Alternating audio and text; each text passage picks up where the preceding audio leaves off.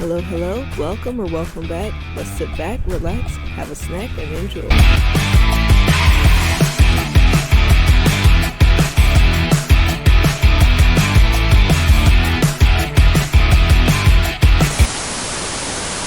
Sit at My Grave, Season 4, Sanity or Salvation, Chapter 21. The path there held so many memories, he could hardly move without thinking of another.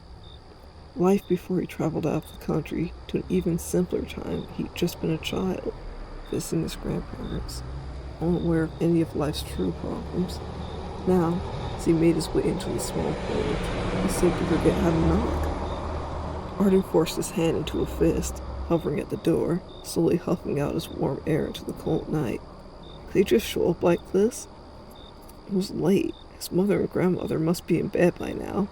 It seemed so nonchalant, so careless, showing up just as mysteriously as he had left. Arden carefully pressed his knuckle to the door, hardly enough power to make a sound. He sighed again, pressing his head against it. It shouldn't be this hard to come home, but he made it that way, hadn't he? He'd been so confident leaving this place. Where was that strength now? He was terrified to get a bad reaction from his own family. Perhaps he'd always been this much of a coward. He just hid it better. He froze in a spot. Those knocks had been loud enough. The sound of them in such a quiet area proved to be eerie. He waited for a moment, but got no answer.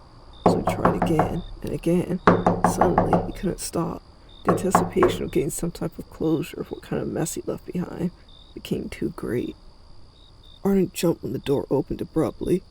It was only as much as the latch allowed. Someone was peeking at him from behind it. He heard them beginning to speak. From the tone, it sounded like they'd been aggressive at first, but were cut off almost immediately. The door closed again before Arden had worked up his nerve to speak. He heard fumbling on the other side, quick and unfocused, hands trembling. Finally, the door was fully opened and a light shined on him. Arden? The voice of his grandmother in his ears took a physical form inside of him.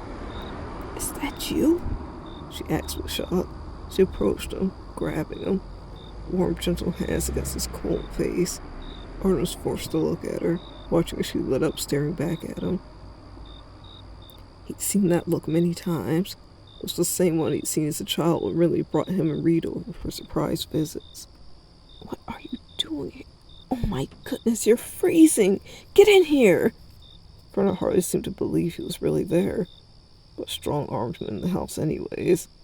Arden just about held his breath as he was pulled in, and the door shut behind him, locking that dull world back outside. It was dark in there besides Verna's little light, but the memory of where everything should be flooded Arden as he gazed at the place. Few things had changed from what he could tell so far. There was a certain comfort when he laid eyes on the couch he used to call his bed.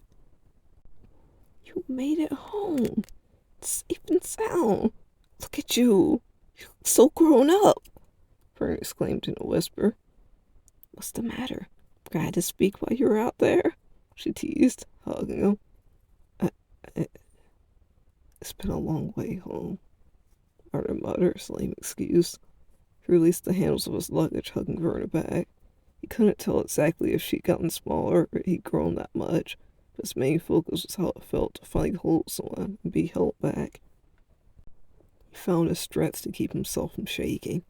After all he'd gone through, all he'd done, he could have never thought he'd make it back and be able to hug his grandmother like this. The warmth hadn't faded. She had no idea the lessons he learned out there, but still was ready to accept him into her arms, despite how he worried her and his mother before. "I don't have to keep holding your mother together anymore. She was so upset with herself when you left, worried sick something happened to you." Verna's words spilled out as she slowly separated from Arden, keeping his hands in hers. She had to slightly look up at him now. Arden felt the pang of guilt but stayed silent. "I always tried keeping myself positive, and I prayed for your safety. But there were moments Verna faltered. She let go of one of Arden's hands, covering her mouth for a moment, giving herself time to breathe.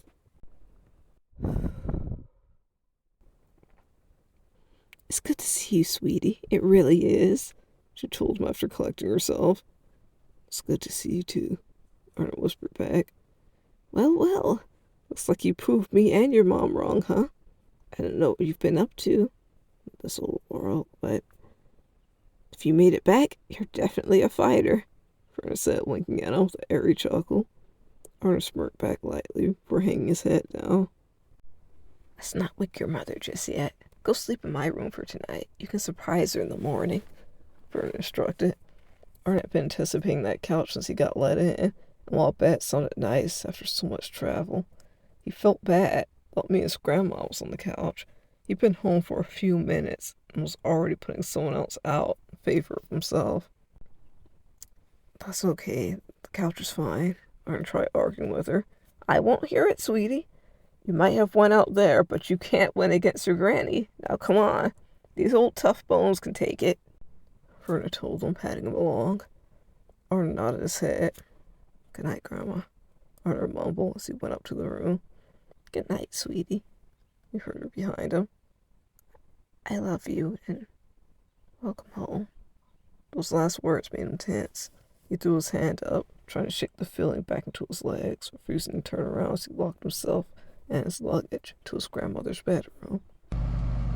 Finally alone, he let out a sigh. What it held, he wasn't sure. There was relief that followed.